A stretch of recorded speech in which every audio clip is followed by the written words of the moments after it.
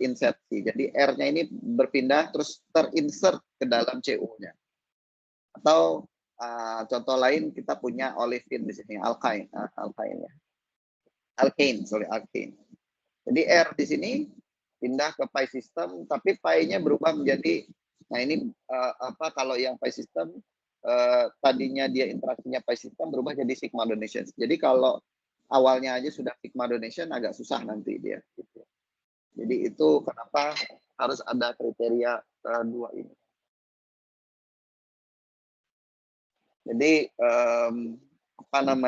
skema umumnya, generalnya reaksi insersi ini typically adalah migrasi sigma bond group. Jadi ligan yang terikat dalam mode interaksi ikatan sigma donations bermigrasi ke pi system dari ligan yang lain. Jadi ligan yang lain yang mempunyai pi system berpindah. Jadi itu kenapa namanya disebut sebagai insersi, karena memang terlihat seperti kita menginsert ya, memasukkan ligan tadi yang terikat dengan sigma bond ke dalam pi system. Jadi nanti kita akan lihat detailnya ya. Nah, kebalikan dari reaksi insersi ini kita sebut sebagai eliminasi. Jadi kalau tadi dia masuk ke dalam salah ligan yang mempunyai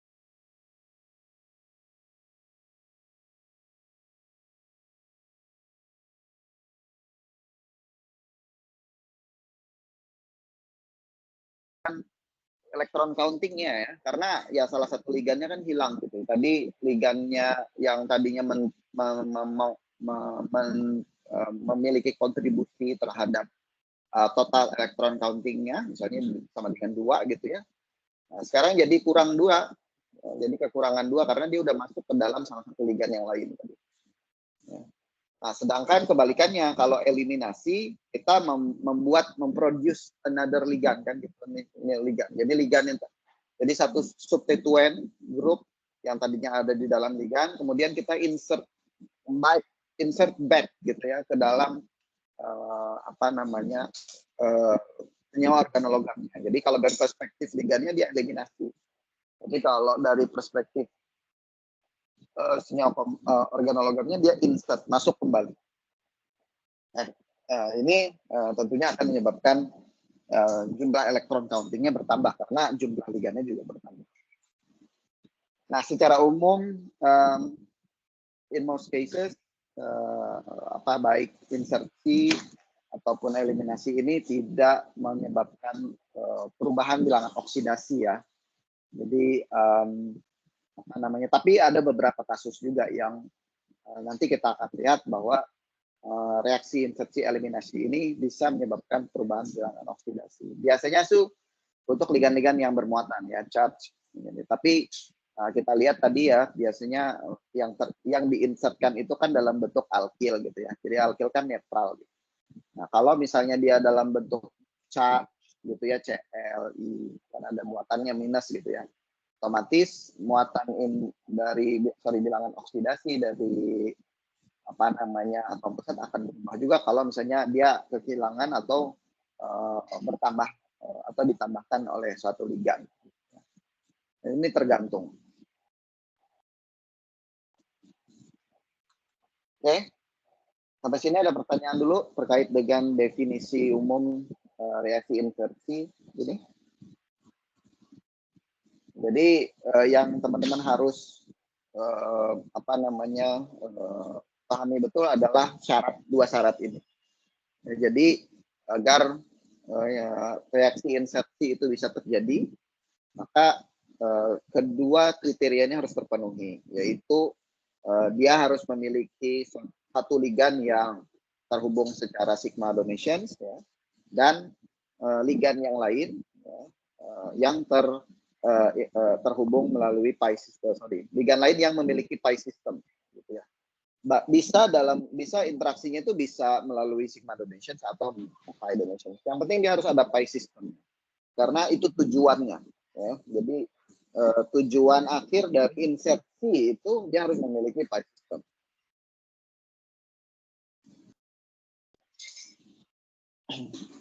Jelas? Oke. Jelas, Pak. Nah, sekarang kita lihat ada beberapa tipe jenis reaksi insert. Yang pertama ada yang kita sebut sebagai satu-satu insertion, one-one insertion. Jadi sama seperti reaksi kimia di organik ya. Satu-satu ini menunjukkan posisi ya gitu ya. Biasanya kalau angka kemudian alfabetik trik alfabetik alfa, beta, gamma itu menunjukkan posisi. Jadi ada yang beta elimination, 1-2 insertion gitu ya. Itu kan biasanya ya kita sudah belajar juga di organik. Ini lebih banyak terkait dengan posisinya. Nah, jadi one-one insertions ini secara umum ya posisinya ya. Jadi posisinya itu di posisi 1-1. Ini kita lihat jadi definisinya dalam reaksi satu-satu insertion satu-satu ini one-one insertion ini. Logam dan X group itu adalah ligan tadi ya. Jadi di sini teman-teman disesuaikan perspektifnya. Jadi yang kita sebut sebagai X group di sini adalah ligan sebenarnya. Jadi ligan move ya, atau bergerak atau tadi di insert gitu ya ke atom yang sama dengan inserting substrate-nya. Nah, jadi nah ini akibatnya substrat ini biasanya akan valensinya akan meningkat gitu ya. Valensinya akan meningkat. Nah, jadi seperti itu. Jadi di sini ya. Jadi atom C di sini inilah atomnya tadi ya, metal bound substrate atom. Ya, kita sebut sebagai metal bound substrate atom di sini karbonnya di sini.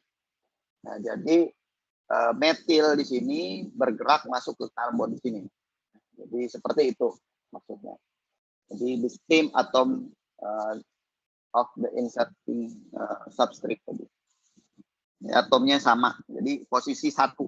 Jadi dari posisi 1 ke posisi 1. Nah, ini contohnya ligan yang bisa melakukan reaksi satu-satu insertion. Ini contohnya seperti karbonil, isonitril gitu ya, SO2.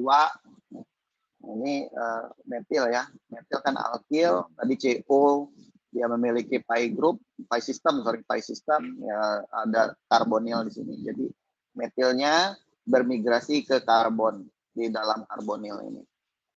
Ya, jadi bentuknya seperti ini. Contoh lain juga satu-satu insertion metil. Ya, metil masuk ke dalam SO2 di sini. Oke. Nah, ini beberapa informasi terkait dengan insersi dari CO dan isonitril. Nah, biasanya kalau kita melakukan insersi di ligan karbonil itu biasanya hardly exothermic ya. Jadi biasanya perlu additional meskipun ya kalau kita lihat reaksi ini sepertinya kayak gampang gitu ya, tapi kadang-kadang memang perlu modal besar energetically untuk memfasilitasi reaksi ini bisa terjadi. Tapi lagi-lagi tergantung dari logamnya apa gitu ya. Dan M yang di sini R di sini juga apa. Nah, ini kalau di sini kasusnya metil ya cukup kecil ininya ukurannya. Jadi kalau kalian bayangin kalau di sini misalnya isopropil ya. Jadi molekul yang bulky gitu. Pasti akan ada restrictions juga ya untuk dia bisa bermigrasi. Jadi semua kriteria dalam reaksi kimia, sterik, elektronik gitu ya, yang sudah teman-teman pelajari itu berlaku semua di sini. Jadi itu kan hukum alam. Kalau yang besar molekulnya pasti akan lebih susah untuk bergerak kalau dia mau masuk ke dalam tempat yang sempit. Itu udah fenomena yang lazim lah gitu ya. Hukum alam malah, jadi bukan lazim lagi, selalu terjadi. Jadi teman-teman kalau mau ngebayanginnya pasti harusnya bisa membackup itu dengan tadi ya, itu kan common knowledge. Oke. Nah ini ada beberapa karena dia hardly exothermic ya, kadang-kadang apa namanya additional ligand diperlukan untuk men-trap gitu ya, hasil yang diproduksi setelah R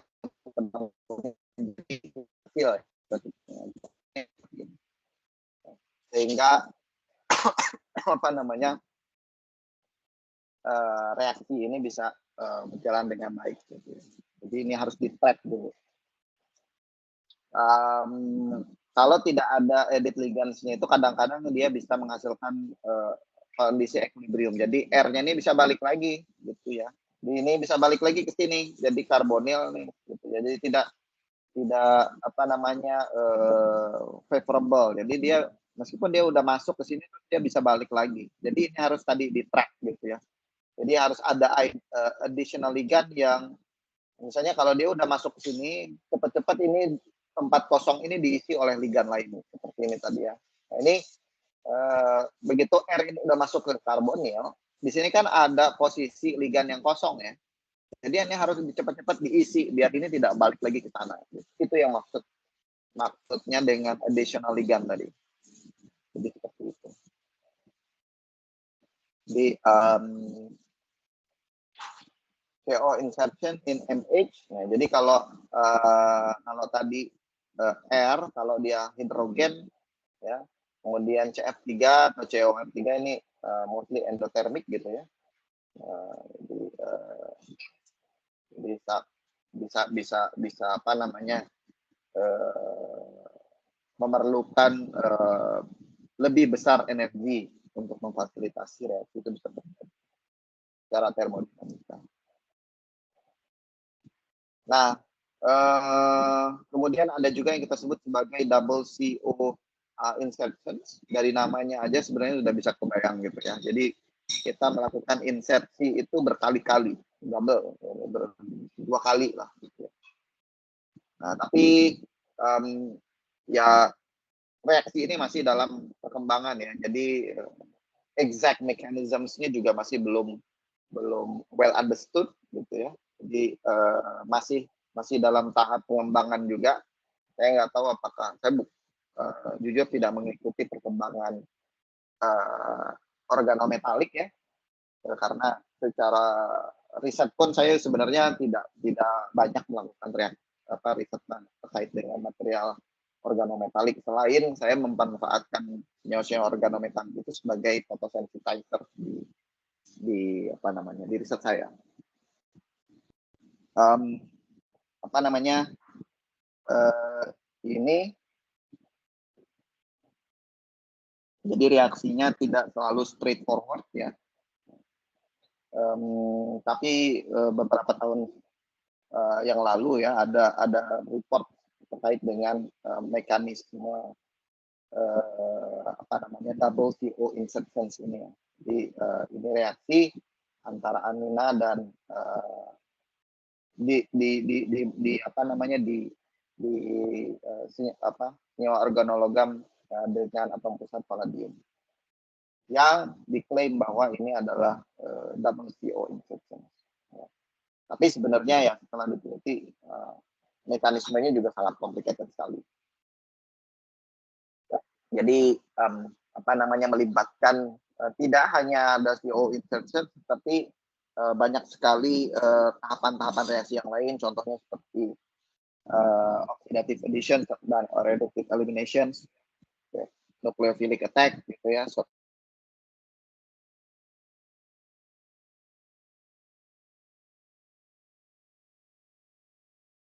CO insertion-nya cuma salah satu step saja. Ya, jadi ini senyawa palladium apa namanya square planar ya. Ini ada X, ligannya ada L2 di sini. Terus ada X dan aril, bibit aril.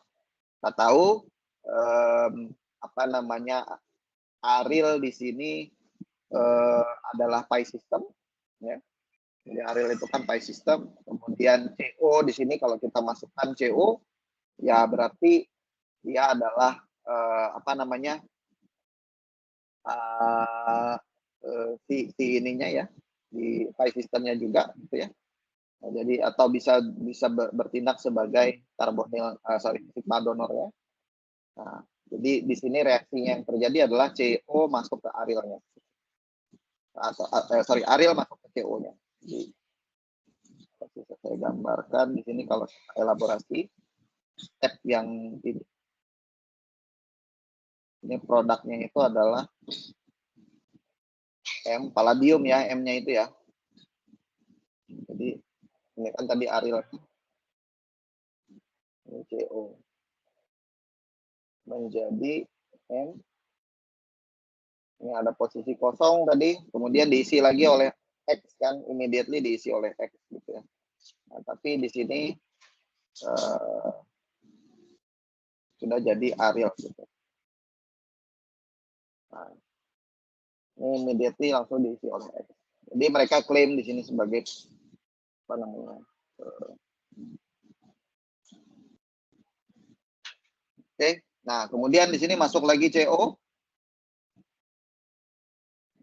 Masuk lagi CO, terjadi nucleophilic attack.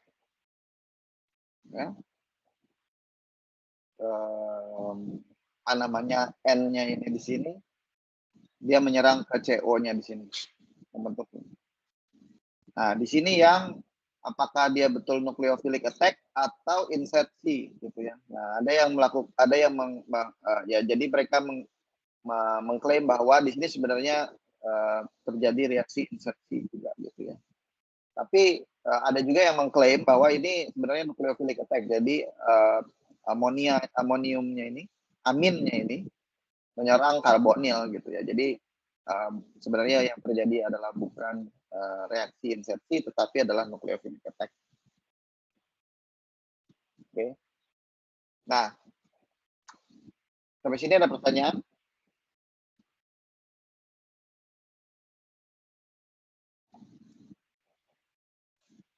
Oke. Nah, kalau tidak ada pertanyaan, kita lanjutkan.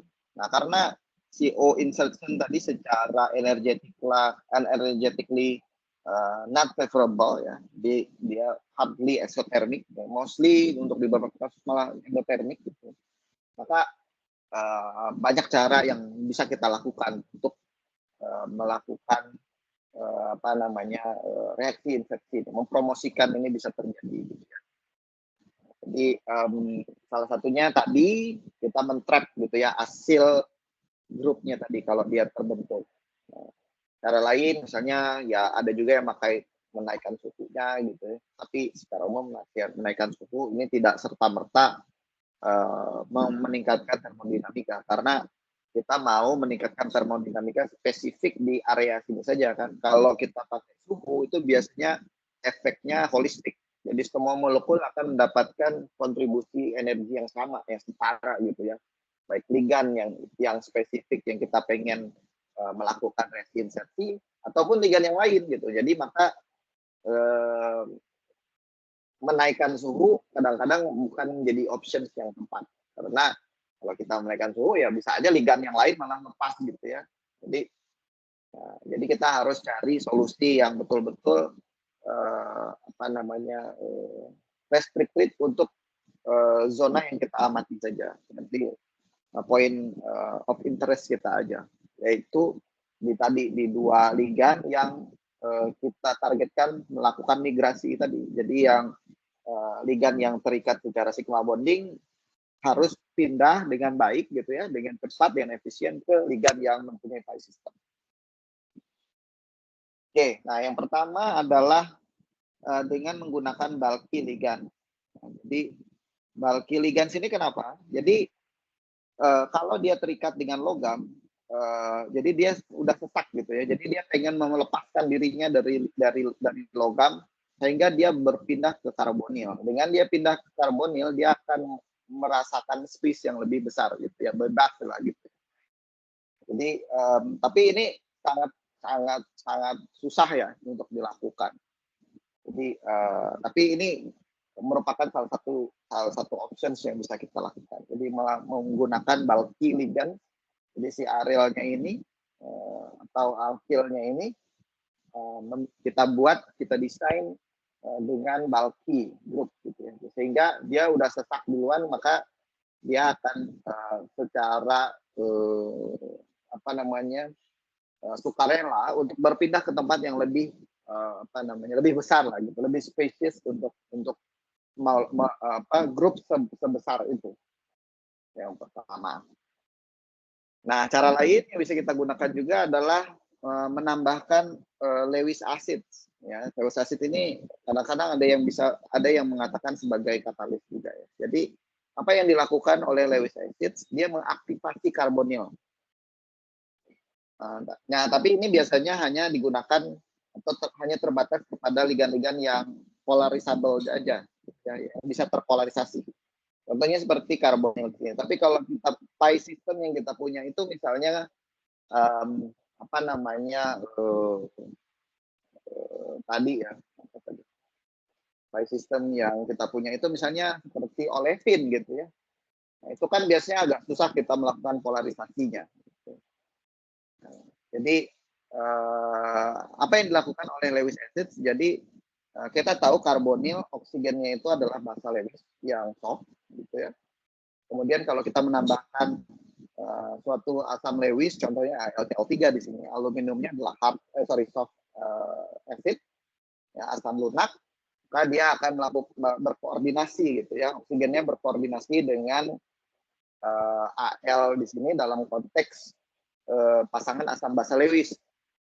Karena kalau kita kembali ke definisi asam basa Lewis bahwa basa Lewis itu adalah donor proton, donor pasangan elektron bebas, maka secara umum kita bisa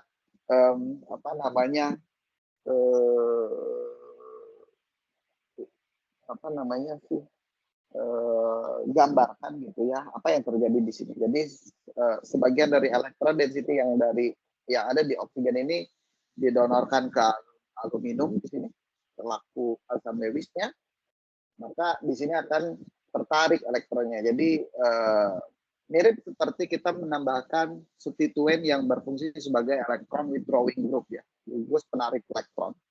Jadi elektronnya di sini akan tertarik, menyebabkan karbon di sini menjadi lebih positif gitu ya. Jadi sehingga ini akan lebih mudah pindah ke sana. Kira-kira seperti itu. Nah, tetapi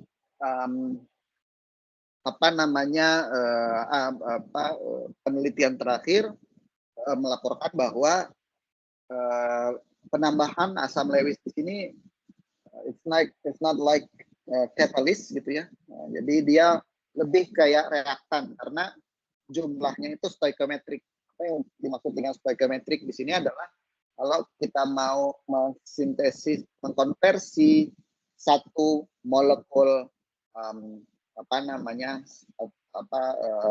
kompleks menjadi produknya dalam reaksi CO insertion ini, maka jumlah asam Lewis yang kita punya pun satu juga gitu. Jadi dia stoichiometrik, satu molekul reaktan ya satu molekul asam Lewis gitu. Jadi stoichiometrik perbandingannya satu banding satu. Jadi kalau katalis kan salah satu kriterianya adalah dia harus lebih sedikit kan jumlahnya, karena dia tidak dipakai dalam secara terus menerus, jadi tidak terlibat dalam reaksi, dia hanya memfasilitasi saja. Jadi di sini Lewis acid ini malah jumlahnya equal dengan sebanding dengan reaktannya gitu ya. Jadi banyak yang meragukan peran dia sebagai katalis. Jadi dia itu sebenarnya juga sebagai reaktan, dia nggak mau aktivasi, tapi cuma perannya mirip seperti katalis, yaitu mengaktifasi karbonil di sini. Oke, jelas? Ada pertanyaan? Jelas, Pak. Jelas, Pak. Oke. Baik, saya lanjutkan. Nah, tapi kadang-kadang CO insertions ini apa namanya sering dihubungkan atau di dispute gitu ya, mekanismenya apakah dia benar CO insertions atau nucleophilic attacks, karena produknya hampir-hampir mirip gitu ya. Nah, tadi salah satunya kita lihat dari contohnya tadi ya, yang di sini tadi. Nah, jadi apa namanya, kalau kita lihat di sini ya, jadi insertion apa namanya, kalau kita kembali ke materi minggu lalu waktu kita membahas nucleophilic attack on ligand, terutama kalau ligandnya itu adalah karbonil ya, jadi sesuatu yang dapat terpolarisasi gitu ya. Nah itu kalau kita lihat produknya itu hampir mirip seperti CO insertion juga gitu produknya. Ini kalau kita lihat di sini ya, jadi apa namanya, kan kemarin nucleophilic attack itu bisa apa namanya ligand substitutions dulu ya. Jadi misalnya di sini contohnya ya, senyawa kompleks iridium, ya. Apa namanya ligandnya metoksi. Ya. Jadi kalau kita apa namanya melihat di sini apa posisi yang terjadi itu adalah misalnya metoksinya lepas gitu ya. Nah, kemudian kalau kita punya senyawa kompleks yang terikat dengan salah satu ligandnya adalah karbonil, maka metoksi ini bisa menyerang ke sini kan gitu ya. Bertindak sebagai nukleofilik membentuk senyawa kompleks seperti ini. Nah, ini mirip seperti kalau kita punya sistemnya itu begini. Nah, kalau ini metoksi dan ini karbonil, nah ini kalau dia melakukan CO insertions, maka produknya juga sama seperti ini. Gitu ya. Nah, jadi agak susah kita kalau cuma melihat dari produknya, apakah reaksi ini terjadi dalam satu step saja, gitu ya. Satu step artinya metil ini langsung masuk, insert di dalam karbonil, atau dia lepas dulu gitu. Jadi metil ini lepas, metoksi ini lepas gitu ya. Kalau kayak dalam kasus ini ya, dia apa namanya dalam kesetimbangan kan lepas, kemudian ini menyerang balik gitu sebagai apa namanya sebagai nukleofilik, menyerang ke kembali masuk menghasilkan produk yang sama. Nah, tapi apa namanya, kalau kita punya instrumen yang cukup memadai, misalnya seperti NNR, itu bisa kita gunakan untuk men-trace apa yang terjadi gitu ya. Terutama apa namanya spesies intermediate-nya. Kalau di spesies intermediate-nya itu ada empty space, jadi ada kehilangan ligan, jadi ada posisi ligan yang kosong, maka hampir bisa dipastikan itu adalah reaksinya melalui mekanisme nucleophilic attack. Ya. Jadi CO insertion. Nah, kalau nucleophilic attack itu tidak apa namanya memerlukan empty space. Jadi tinggal kita lihat saja. Tapi kalau kita cuma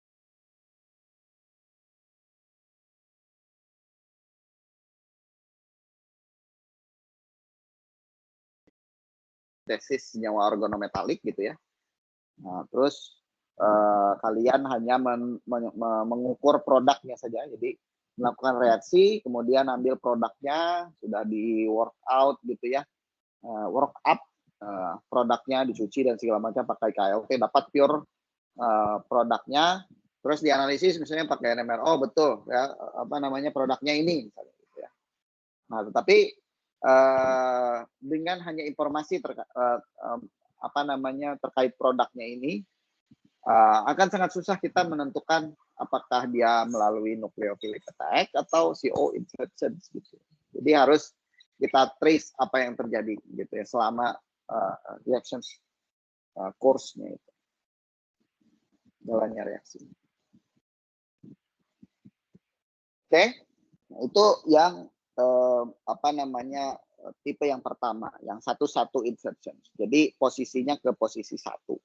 Jadi dari posisi 1 ke posisi 1. Nah, ini tipe yang kedua, 1, 2, insersi 1, 2. Jadi dari posisi 1 ke posisi 2. Nah, biasanya ini terjadi di senyawa organologam yang ligan yang memiliki pi sistemnya itu bentuknya adalah olefin ya, di ikatan rangkap. Jadi kalau karbonil kan nggak mungkin dia langsung lompat ke oksigennya gitu ya, jadi posisi 2-nya. Jadi kalau kita lihat di sini, kalau tadi kan karbonil ya, kalau di sini kan pi sistem. Jadi ada alkena, ada olefin. Jadi yang terjadi adalah sama sebenarnya, insersi metil ini diinsertkan ke dalam olefin ini, tetapi posisinya berubah. Ya, kalau di sini kan dia di tengah-tengah nih, ikatannya dalam bentuk pi donations kan. Nah, jadi dan dia 2 elektron 1 center gitu ya. Sorry, 3 center 2 elektron. 3 center 2 elektron system. Jadi ada 3 atom. Jadi dia tidak terikat di salah satu di C yang kiri ataupun di karbon yang kanan. Tapi di tengah-tengah karena dia berikatan dengan ikatan pi-nya gitu ya. Nah, tetapi kalau dia misalnya melakukan reaksi insersi, maka metil ini tidak masuk di tengah, dia masuk ke salah satu karbonnya di sini. Ya. Nah, karena posisinya tadi di sini, maka metil ini akan jadi elektron yang ini masuk ke sini, ke karbon yang di sebelahnya. Ya. Makanya disebut 1, 2 insertion. Jadi metil ini kan gus metilnya masuk di posisi 2, bukan di posisi 1. Ini kan posisi 1, posisi 2. Ya. Jadi kalau tadi alkilnya itu masuk ke posisi 1 karena di sini karbonilnya kan gitu ya. Jadi seperti itu. Nah, ini kalau ditambahin lagi, misalnya tambah lagi 2 double bond di sini.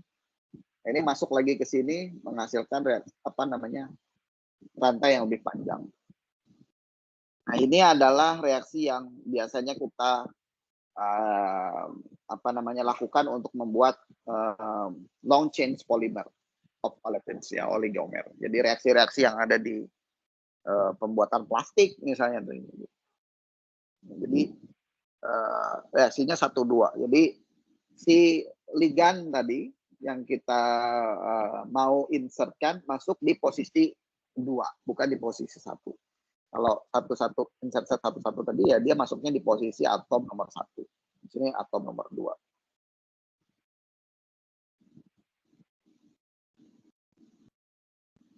Nah, ini secara umum aplikasi dari reaksi insersi 1, 2 ini adalah tadi ya sudah saya singgung di awal adalah pembuatan oligomer ataupun polimer olefin. Nah, salah satu yang paling contohnya yang paling sering kita temui di industri itu adalah dalam sintesis polyethane. Ya, polyethane atau polypropylen, polypropylen. Jadi banyak digunakan sebagai plastik pipa kayak gitu ya. Nah, itu biasanya melalui reaksi insersi olefin sini, di mana senyawa organologam itu dipakai sebagai katalisnya. Nah, kalau kita lihat dari termodinamikanya, kenapa reaksi ini sangat thermodynamically favorable ya, di pembuatan polimerisasi ini. Ya, jadi kita bisa lihat dari berbagai aspek ya. Yang pertama dari sisi tipe ikatannya. Jadi driving force-nya itu adalah sebenarnya perubahan dari pi bond ke sigma bond. Jadi kalau kita lihat secara termodinamikanya, besaran energi untuk double bond dan single bond, ya tentu single bond akan menghasilkan energi yang lebih besar. Jadi secara energetically dia akan merilis gitu ya, sekitar 20 kilokalori per mol untuk molekul tadi yang memiliki double bond menjadi single bond gitu ya. Jadi polymeric form seperti ini. Ya, jadi dengan dia berubah menjadi bentuk polymeric form seperti ini, berubah ikatannya itu dari double bond ke single bond. Jadi yang tadi sp2 menjadi sp3, itu dia dapat energi tambahan gitu ya. Stabilization energy sekitar 20 kilokalori lah per mol. Jadi bayangkan ada rilis energi yang dihasilkan gitu ya. Jadi itu driving force. Nah, tetapi tergantung dari tipe reaksinya, kemudian logam yang digunakan. Nah, ini sebenarnya insersi ini banyak sekali mekanisme yang terjadi di situ. Terutama kalau kita berbicara misalnya reaksi di kilang minyak gitu kan, biasanya refinery itu ya dari crude oil ataupun natural gas gitu ya, yang kemudian dirubah menjadi polimer. Nah, ini kan semua terjadi di suhu tinggi gitu kan, jenis molekulnya juga sangat kompleks dan bervariasi di dalam, meskipun kita menggunakan katalis, tetapi di dalam crude oil itu juga sebenarnya ada banyak sekali logam-logam berat gitu ya, yang secara tidak langsung bisa bertindak sebagai katalis juga gitu, dan memfasilitasi reaksi-reaksi yang jauh lebih kompleks. Jadi real life-nya kita tidak bisa memisahkan reaksi ini untuk berjalan sendiri gitu ya. Jadi banyak sekali reaksi misalnya seperti reaksi radikal, karena kan minyak bumi itu kan berasal dari plankton. Plankton itu kan hidup dengan melakukan fotosintesis. Jadi ya dengan dia berubah menjadi fosil ya, senyawa klorofil gitu ya. Makanya di crude oil itu banyak magnesium, vanadium gitu ya.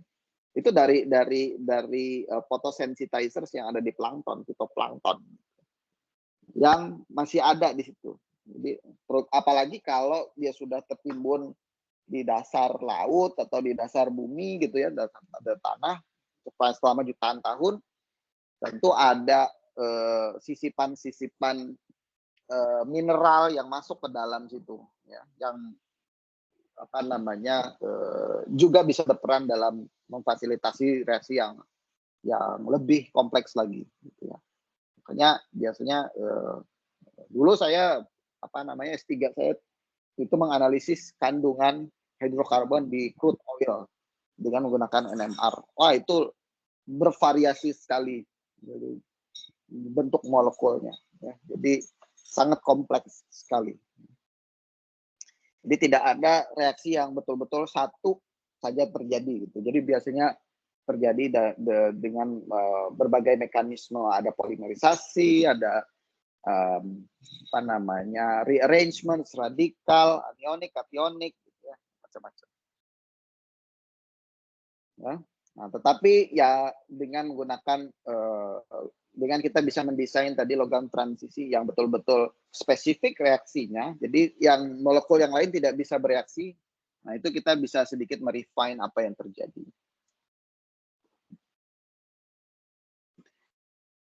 Oke? Baik. Nah, secara umum untuk insersi olefin ini ya, ada beberapa usulan mekanisme yang ada di literatur. Jadi macam-macam juga nih. Orang-orang masih dalam perdebatan juga kira-kira apa yang terjadi. Bagaimana sih dia bisa terjadi gitu ya. Nah, sejauh ini yang mungkin bisa teman-teman dapatkan di informasinya di buku teks itu setidaknya ada beberapa. Yang pertama ada yang kita sebut sebagai standar QC mechanisms. QC ini mirip seperti Diels-Alder kalau di organik. Jadi dia membentuk suatu cincin ring, ya. Kenapa dia bisa menghasilkan posisi 1 2 itu ya karena dia membentuk cincin seperti ini. Ya, jadi kalau kita lihat di PPT di sini ya, begitu olefin itu masuk ya sebagai ligan baru, kemudian dia akan bergeser gitu ya, membentuk suatu cincin beranggotakan 4 atom di sini ya sebagai intermediate. Nah, ini karena dia membentuk 2 elektron 4 atom, maka ikatan ini menjadi lemah, ini akan putus, ini akan jadi ini pindah ke sini gitu. Nah, jadi kalau saya gambarin, ini akan pindah ke sini, ini akan pindah ke sini gitu ya. Ikatan elektronnya sehingga akan menghasilkan ini sebagai produk. Ya.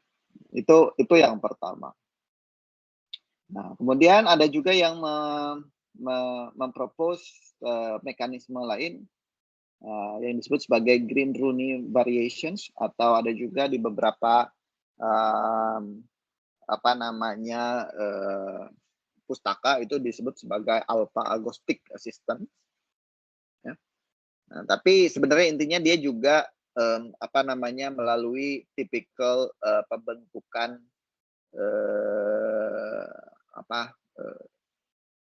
fourth membering. Nah, tetapi di sini lebih jelas lagi kalau di sini adalah R gitu ya. Dia menggunakan alpha agostic ini ya sebagai memfasilitasi migrasi ini biar terjadi lebih lebih favorable terjadinya. Ya, jadi seperti itu.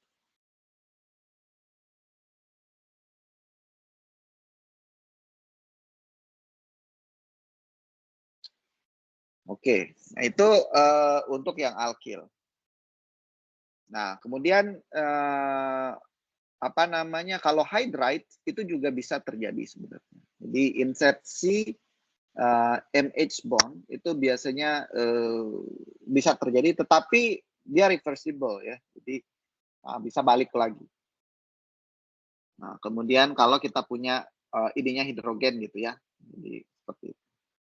Nah,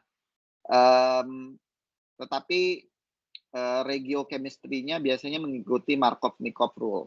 Markov-Nikov rules kalau kita ingatkan, kalau kita mau melakukan reaksi adisi kan ya ke ikatan double bond, kalau tidak salah, coba lupa Markov-Nikov. Reaksi adisi di double bond kita pakai asam halida kalau tidak salah. Jadi bagian hidrogennya itu akan mengisi karbon yang ujung kalau ya gitu ya, karbon primernya, kemudian yang sekunder itu yang diserang oleh ion halidanya gitu ya. Jadi misalnya kalau kita pakai HBr ya, kalau saya punya begini ya, saya tambahkan HBr gitu ya, ini Markov-Nikov tuh HBr, maka main produknya itu ini. Gitu. Ini main produknya. Jadi yang ini jumlah yang lebih sedikit. Ini lebih besar dari ini, gitu ya. Jadi ini adalah yang sesuai dengan aturan Markov-Nikov karena ini karbokationnya lebih stabil, gitu ya. Jadi seperti itu. Nah, jadi untuk MH bonds ini juga berlaku aturan Markov-Nikov. Jadi teman-teman tinggal ingat saja aturan Markov-Nikov di organik. Nah, tetapi kita bisa juga mengganggu lah reversibility-nya itu tadi ya, dengan melakukan beberapa hal ya untuk lebih mendorong kepada pembentukan produk. Ya, karena MH bonds ini ya memang tadi kita sudah lihat dia endotermik ya reaksinya. Jadi misalnya kita menggunakan ligand yang dapat bersifat sebagai electron withdrawing group. Ya, jadi ini bisa kita lakukan. Kemudian kita menggunakan early transition metals, gitu ya. Kemudian kita menggunakan alkynes instead of olefin. Jadi triple bond. Jadi triple bond instead of double bond.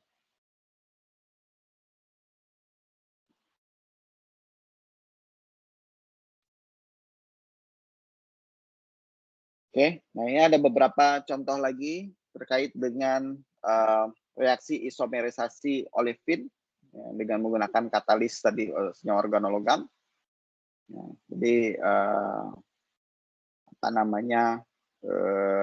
prosesnya ya melalui 1-2 insertions juga ya. Jadi mekanismenya dianggap atau ditengarai melalui mekanisme 1-2 insertions juga. Ya. Jadi ini sangat tergantung dari kondisinya. Ya. Jadi bisa menghasilkan 2 tipe produk. Ya. Jadi kalau misalnya logam, tergantung logamnya, bisa menghasilkan primary alkyls atau substituted alkyls. Ya. Jadi seperti ini. Kalau misalnya tipe olefinnya itu substituted seperti ini. Jadi kalau dia modelnya seperti ini yang kita insertkan, ya maka dia akan tadi menghasilkan produk yang 1-2 seperti ini posisinya. Nah, atau kalau dia seperti ini ya, dia bisa menghasilkan posisi di sini. Nah, jadi dia kan punya options. Ya. Jadi salah satunya itu bisa menyerang di sini, membentuk produk yang substituted. Nah, tetapi ini biasanya juga akan melakukan equilibrium ya, keseimbangan dengan melepaskan spesies yang ini. Itu spesies trans olefin. Nah, ini sering juga dimanfaatkan untuk melakukan rearrangements dari olefin tertentu ya, substituted olefins. Ya, karena kalau kita lihat ya ini pasti akan lebih stabil dari ini karena dia trans ya. Jadi driving force itu datang dari sini juga. Jadi instead of dia datang ke sini terus balik seperti ini, dia menempuh jalan ke sini terus dia melepaskan itu. Melepaskan ini sebagai produk yang lebih yang lebih favorable.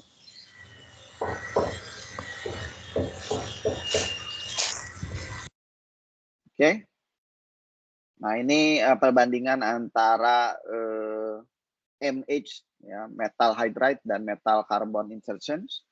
Jadi secara termodinamika perbandingan antara transfer antara hidrogen dengan hydrides ya di sini. Jadi ini mengambil hidrogennya atau ini mengambil ininya ya. Biasanya faktor perbedaannya itu secara termokinetika yang MC bond insertions pada MC bond itu jauh lebih cepat lah, kira-kira 10 pangkat 5 sampai 10 pangkat 10 lebih cepat dibandingkan yang MH bonds.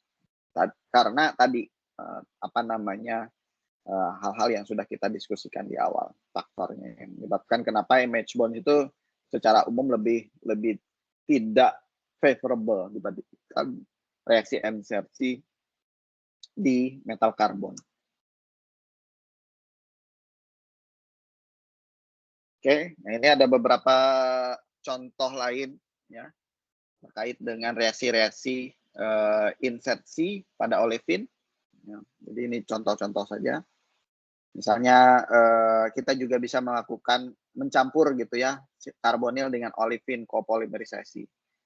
Jadi secara umum ya kalau kita mau menggunakan karbonil itu lebih karbon monoksida ya lebih murah kan gitu ya secara ini. Dan dia dapat kita manfaatkan juga sebagai salah satu ligan yang bisa kita gunakan untuk memfasilitasi insersi ini. Contohnya ini ya. Jadi ini adalah kalau kita mau membuat senyawa ini produknya kalau tidak salah, dengan memfasilitasi di sini.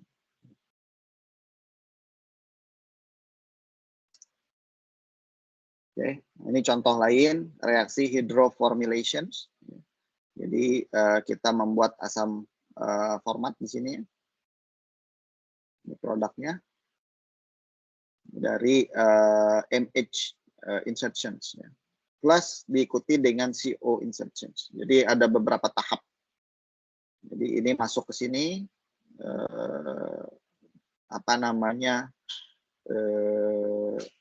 jadi kita mulai dari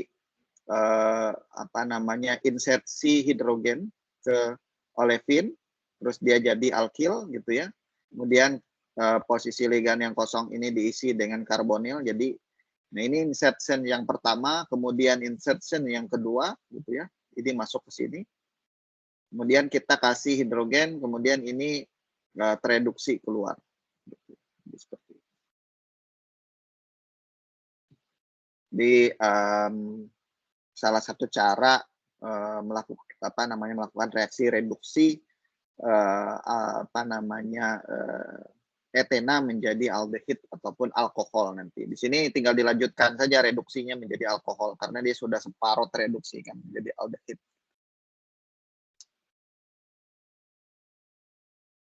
Nah, kalau kita punya longer conjugated system, ya, kalau tadi kan kita melihat kebanyakan contohnya adalah logamnya ini terikat di satu pi system saja. Ada hapticity-nya, ya. Nah, ini juga bisa terjadi. Nanti insersinya tergantung. Ya, jadi apakah dia posisinya 1-1 atau 1-2. Nah, kalau dia memang secara steric favorable bisa juga 1-4, gitu. 1-4 ataupun ya tergantung dari hapticity-nya. Tapi kebanyakan memang masih di 1-1 dan 1-2. Nah, ini kalau yang Dayen ya, conjugated system. Tapi ini Dayen, kalau ini yang pentahapto, tetrahapto, ada 4. Di sini hanya dihapto, jadi dia berikat dengan 2 saja. Dayen, gitu. Tapi ya ini tetap jadi juga insertions. Jadi ininya terkonservasi. Ikatan lengkapnya ini terkonservasi. Kalau di sini ini geser ke sini ininya. Ya, jadi seperti itu. Oke. Nah, ini lebih elaboratif lagi ya reaksi insersinya. Kalau tadi sistemnya itu adalah conjugated system, extended conjugated system. Nah, ini kalau kita punya extended conjugative system dan ada gugus fungsi yang lain. Contohnya seperti enon. Ya, jadi enon di sini kan ada double bond, ada karbonil juga di sini. Ya, jadi ini pun bisa melakukan reaksi insersi. Ya. Nah, biasanya sama, jadi posisinya 1-2, nanti R-nya itu masuk ke sini, ya. Atau bisa juga masuk ke sini. Gitu ya. Tergantung nanti M-nya itu nempelnya di mana. Kalau di sini, gitu ya, nah mungkin dia akan menghasilkan yang ini. Tapi kalau M-nya itu nempelnya di sini, gitu ya, nah, jadi mungkin dia bisa masuknya bentuknya seperti ini. Nah. Kalau ya ini tergantung dari M-nya ini ya. Kalau dia reaksi Grignard contohnya, dia lebih cenderung akan menghasilkan 1,2. Ya, 1,2. Kalau dia organocopper misalnya, dia akan menghasilkan 1,4. Ya. Bahkan ada yang 1,6.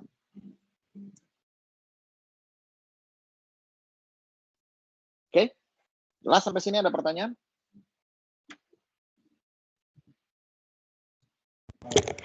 Pak, mau nanya dong Pak, yang slide terakhir ya. Kayak gini. Iya, yang kalau charge control itu maksudnya karena beda polaritas karbon metalnya itu besar ya, jadi nyerangnya itu ke karbon positif ya? Ya, Apa gimana betul sekali. Ya, betul. Jadi kan perbedaan, ya kalau kita kembali ke diskusi kita beberapa minggu yang lalu terkait dengan senyawa kompleks atau senyawa organologam yang di golongan utama, ya, kan kecenderungan litium itu memiliki polaritas yang besar kan. Jadi R di sini kalau kalian bayangkan, R di sini pasti akan jauh lebih negatif dengan R yang ada di sini. Ya kan? Cu, litium pasti akan memiliki nuclear charge yang lebih besar dibandingkan copper kan gitu ya. Jadi R di sini ya kecenderungannya nanti akan lebih cenderung suka di sini dia. Makanya produk yang dihasilkan pun 1,2 biasanya. Nah, kalau yang orbital control itu yang bawah itu berarti antara orbital Cu dengan ini ya, dengan olefin ya Pak? Apa gimana? Orbital control ya itu tadi. Ya, jadi sebenarnya ini nggak hampir mirip lah definisinya charge control dengan orbital control.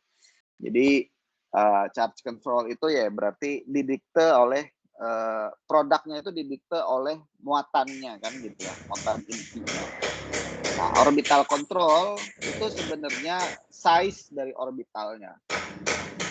Kalau yang tidak salah saya pahami ya, tapi nanti saya coba cek lagi.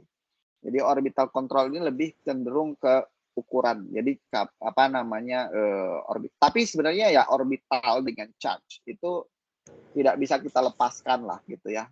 Jadi dia kan kayak dua mata koin lah gitu ya. Jadi saling berhubungan. Kalau kita berbicara muatan ya pasti hubungannya dengan orbital juga kan. Ukuran orbital. Jadi kalau kita berbicara orbital ya pasti dia akan mempengaruhi charge-nya. Gitu. Ya Pak, mengerti Pak. Terima kasih Pak. Oke, jadi saya cek lagi yang ini kalau memang sesuai penjelasan saya. Tapi kalau melihat dari definisinya sih seperti itu kira-kira. Oke, nah terakhir ya eliminasi sebenarnya nggak terlalu banyak ya penjelasannya karena sebenarnya dia secara tidak langsung mirip seperti insersi tetapi kebalikannya aja. Ya, jadi nah ini kalau ini biasanya ya ada beberapa tipe ya. Yang paling umum itu adalah yang kita sebut sebagai alpha elimination. Jadi lepasnya substituen dari ligan di posisi alpha sehingga dia bentuknya jadi double bond di sini. Tapi ya sama seperti reaksi organik. Kalau kita berbicara eliminasi, hubungannya pasti teman-teman nggak usah bingung, tinggal lihat stabilitas living groupnya. Jadi kalau semakin stabil living groupnya itu, maka semakin mudah dia melakukan reaksi eliminasi. Jadi rule of thumb-nya di reaksi eliminasi itu pokoknya diingat saja living groupnya itu stabil atau tidak.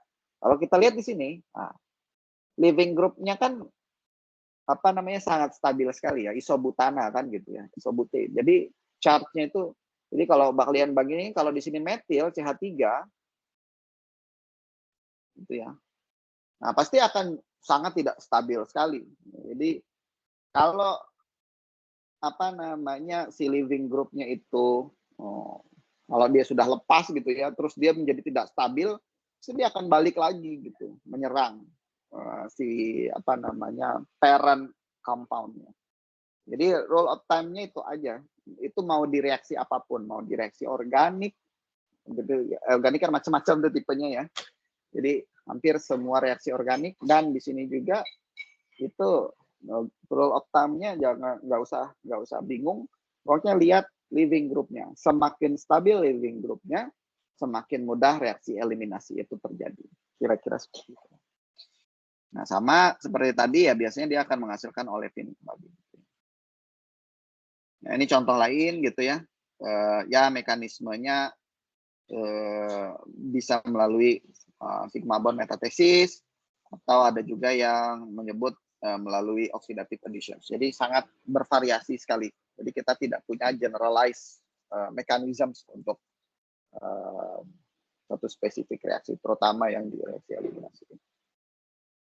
Nah, kemudian ada juga yang kita sebut sebagai beta eliminations. Ya, kalau tadi alpha eliminations, ini beta eliminations.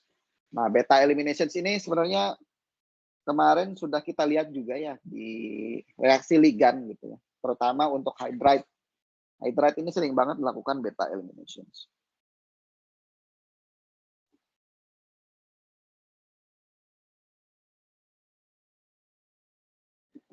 Oke. Di ini lepas, di salah satu hidrogen di sini masuk ke sini gitu ya. Nah, sebagai akibat. Nah, ini kan tadinya harus sepertinya begini kan, MH gitu ya. Ini OCH2 gitu, metoksi. Ini masuk ke sini jadi ini. Kira-kira ini lepas. Ya. Nah, cuma kadang-kadang ya, hydride di sini juga bisa lepas sendiri gitu ya. Nah, ini kalau dalam reaksi eliminasi. Jadi hidrogen ini bisa lepas dan bisa mereduksi metalnya ini. Jadi apa namanya, kalau reaksinya seperti ini, kadang-kadang ya aldehidnya ini juga bisa terdecarbonylated lagi, menghasilkan metal karbonil. Jadi menjadi karbonil malah, jadi CO. Nah, kemudian untuk early transition metal biasanya reaksi insersi itu lebih dominan, sehingga apa namanya, eliminasi itu menjadi tidak signifikan sama sekali. Malah reaksi insersinya irreversible gitu ya, tidak bisa kembali ke tereliminasi. Nah, jadi makanya pembahasan terkait eliminasi ini sebenarnya tidak terlalu banyak, karena mostly yang dominan terjadi itu adalah reaksi insersi. Oke, mungkin itu saja yang apa namanya bisa saya sampaikan pada kesempatan kali ini. Silakan kalau ada pertanyaan dulu.